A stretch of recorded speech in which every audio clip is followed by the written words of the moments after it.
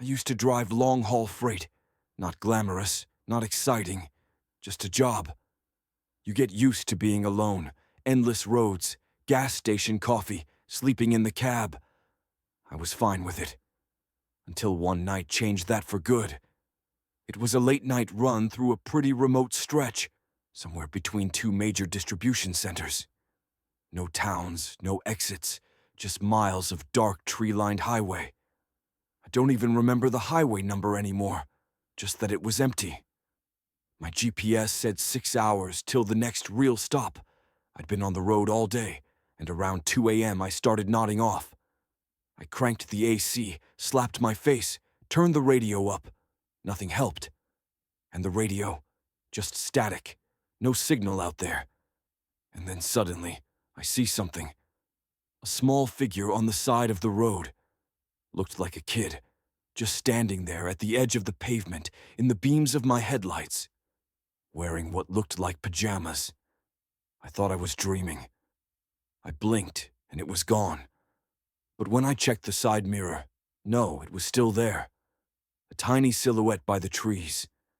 I slowed down, put my hazards on. Thought maybe it was a kid who wandered off. Maybe someone had an accident nearby. I pulled over and rolled down the window. "Hey, you okay?" I called out. No answer. The kid started walking, real slow, just along the edge of the road. Barefoot, head tilted down, didn't even look at me at first. I called again. "Are you lost?" He finally turned his head. And his face wasn't wrong exactly. It just felt too blank, no fear, no confusion, like this was normal. He said softly, "I'm lost." I asked where he lived. He pointed off into the woods. "There, it's close." I told him I could take him to the next town. There'd be people to help.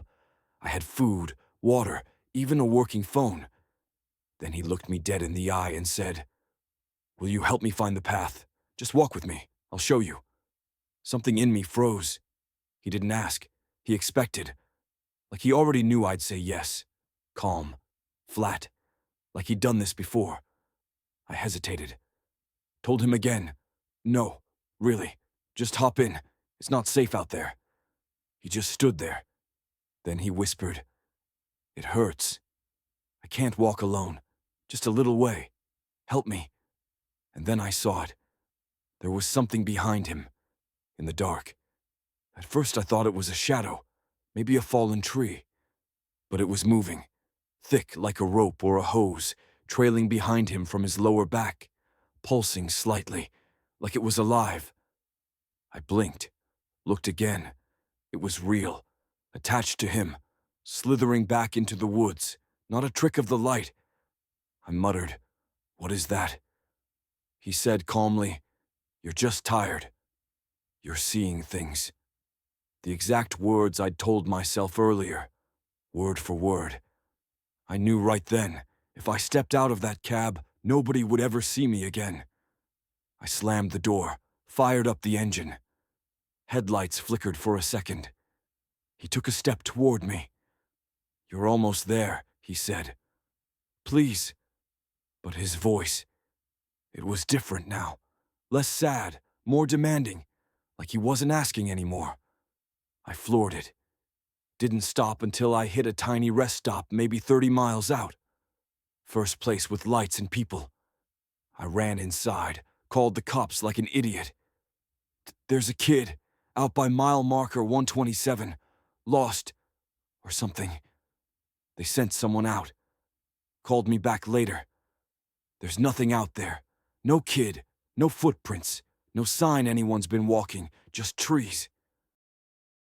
I quit not long after. I've tried driving again, even short local runs, but I can't. Not when it's dark, not when the road gets too quiet. I start seeing those trees again, those headlights stretching out into black.